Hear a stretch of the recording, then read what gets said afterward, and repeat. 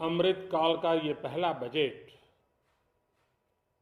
विकसित भारत के विराट संकल्प को पूरा करने के लिए एक मजबूत नींव का निर्माण करेगा।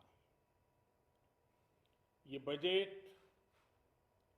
वंचितों को वरीयता देता है।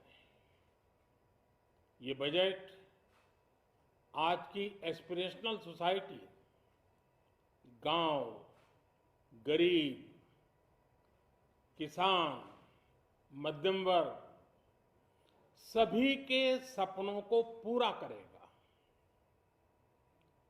मैं वित्त मंत्री निर्मला जी और उनकी टीम को इस ऐतिहासिक बजट के लिए बधाई देता हूं।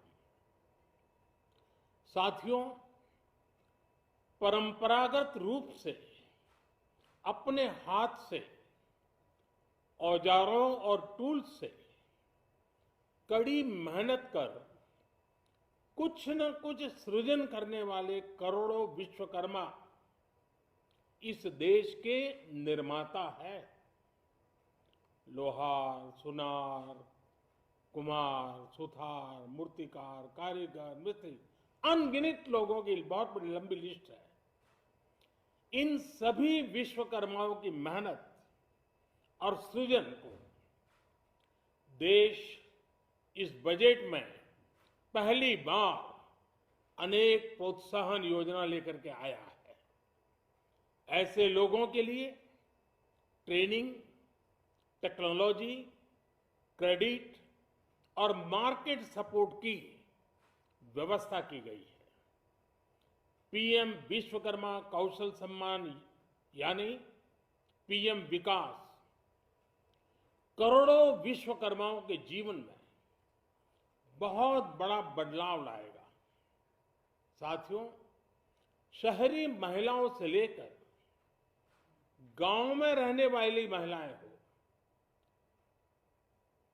कारोबार रोजगार में व्यस्त महिलाएं हो या घर काम में व्यस्त महिलाएं हो, उनके जीवन को आसान बनाने के लिए बीते वर्षों में सरकार ने अनेक विध कदम उठाए हैं।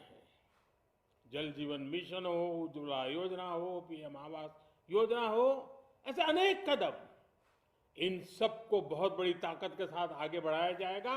उसके साथ साथ महिला सेल्फ हेल्प ग्रुप एक बहुत बड़ा सामर्थ्यवान क्षेत्र आज भारत में बहुत बड़ी जगह अपने हाथ एक्वायर कर चुका है।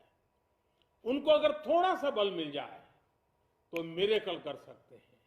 और इसलिए विमेन सेल्फ हेल्प ग्रुप उनके सर्वांगीण के विकास के लिए नई पहल इस बजट में एक नया आयाम जोड़ेगी। महिलाओं के लिए एक विशेष बचत योजना भी शुरू की जा रही है और जनधन अकाउंट के बाद ये विशेष बचत योजना सामान्य परिवार की गृहिणी माताओं बहनों को बहुत बड़ी ताकत देने वाली है।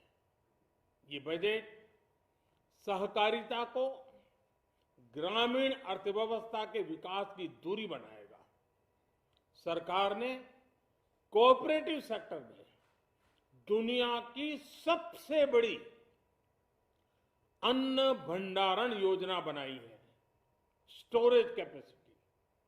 बजट में नए प्राइमरी कोऑपरेटिव्स बनाने के लिए एक महत्वाकांक्षी योजना का भी ऐलान हुआ है। इससे खेती के साथ साथ दूध और मछली उत्पादन के क्षेत्र का विस्तार होगा। किसानों, पशुपालकों और मछुआरों को अपने उत्पाद की बेहतर कीमत मिलेगी। साथियों, अब हमें डिजिटल पेमेंट्स की सफलता को एग्रीकल्चर सेक्टर में दोहराना है। इसलिए इस बजट में हम डिजिटल एग्रीकल्चर इंफ्रास्ट्रक्चर की एक बहुत बड़ी योजना लेकर आए हैं। आज दुनिया इंटरनेशनल मिलेट ईयर मना रही है।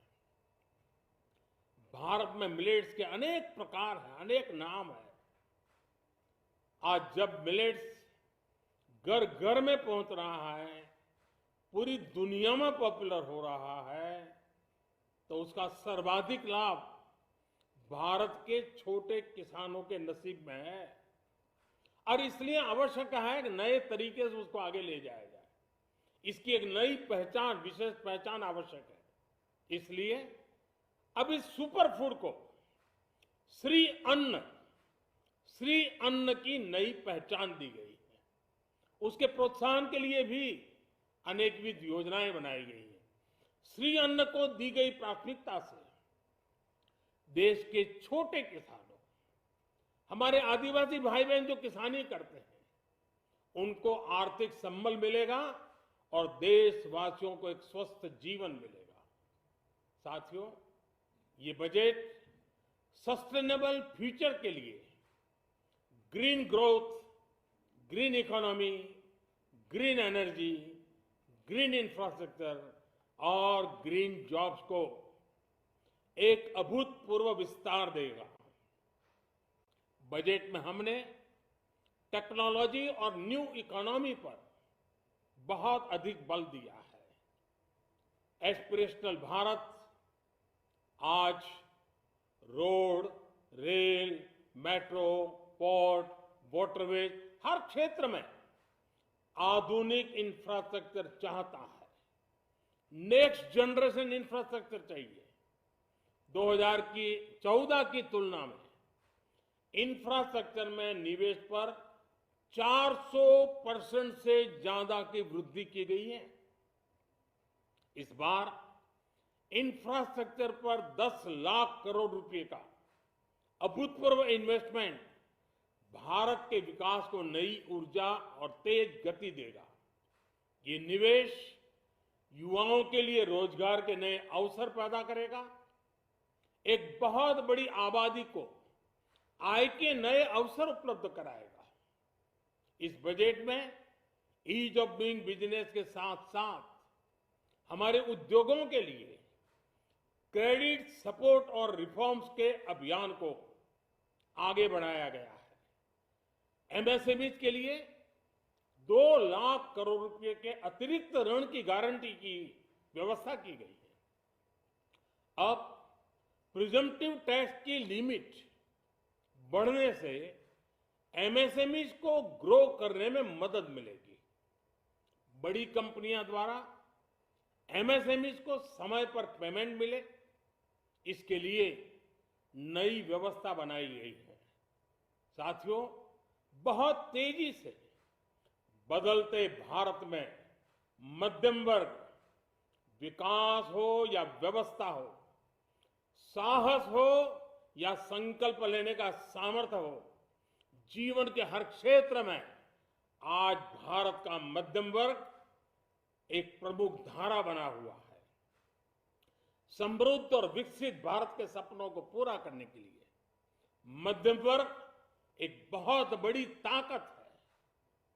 जैसे भारत की युवा शक्ति ये भारत का विशेष सामर्थ्य है, वैसे ही बढ़ता हुआ भारत का मध्यम वर्ग भी एक बहुत बड़ी शक्ति है।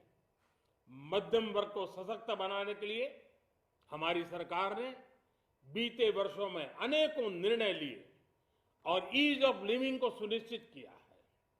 हमने टैक्स रेट को कम किया है, साथ ही प्रोसेस को सिंप्लीफाई, ट्रांसपेरेंट और फास्ट किया है। हमेशा मध्यम वर्ग के साथ खड़ी रहने वाली हमारी सरकार ने मध्यम वर्ग को टैक्स में बड़ी राहत दी है।